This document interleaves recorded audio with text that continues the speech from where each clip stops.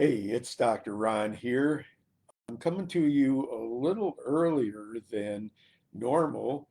So those of you who are used to uh, tuning in at the regular time and watching this live will now experience what most of the viewers do, because most of you don't uh, see it at the time that it is recorded.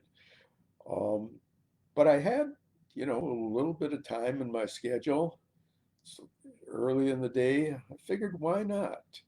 Actually, there might be a bit of an ulterior motive too, because the topic of today's video is the notion of flexibility. That if you have opportunities presented to you, take them even though it may not be at the exact time that you plan to. And by the same token, if you experience disappointments because something was planned and didn't happen, there are ways of coping with that too, which we will talk about. So, my argument is while it's very important to have a structure to your life, it's important to have a schedule and so on, it's also important to not be too rigid, to be flexible. Flexibility is actually a good thing just for your body, but it's also a really good thing for your mind. So that, again, when you have opportunities, keep your eyes and ears open to how can you fill that space that suddenly appeared there. If somebody cancels on you, look at it as an opportunity to fit something else in. If you're running late in traffic, you know, what can we do to help ourselves not be overly rigid, not feel overly stressed about it? Flexible mindset really starts with the notion that we're grateful because we have the opportunity to be in this situation. Now, I know some of you may kind of snicker at this, the notion that, hey, I'm grateful to be caught in traffic. I'm grateful to have my physician call and say that he or she is sick today, or they're backed up, or they have surgery, or whatever it may be, and I've got to reschedule. But there really is a reason for gratitude. There are so many things that happen to us because we're capable of having them happen. Uh, I don't wish another root canal on me or anybody else, other than the dentist, perhaps, who is is making their living on this. But the reality is there are a lot of my former classmates who aren't in a position to get root canals just because they're not around anymore.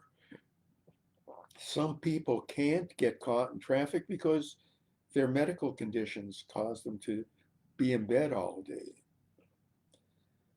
People who watch TV all day really don't get an interruption in their schedule unless there's some inclement weather coming and they interrupt the program and so on.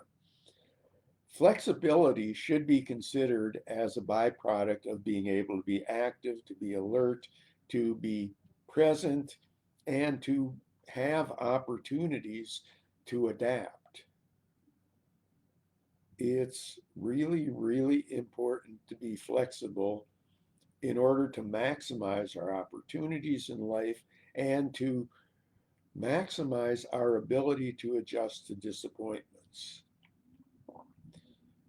We all have those disappointments at work, disappointments among family members and friends who may uh, interfere with our plans that we had made with them, or who may have uh, other priorities, whatever it may be.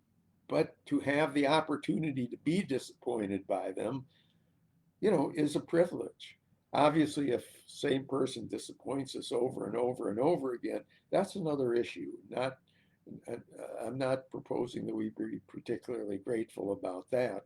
But in general, if we keep a flexible mindset, we will see number one, that we can be open to more opportunities that come our way when uh, they might be right before our eyes, or when we have the chance to experience them, such as the fact that I'm doing this video now, which will free up some time for me later in the day.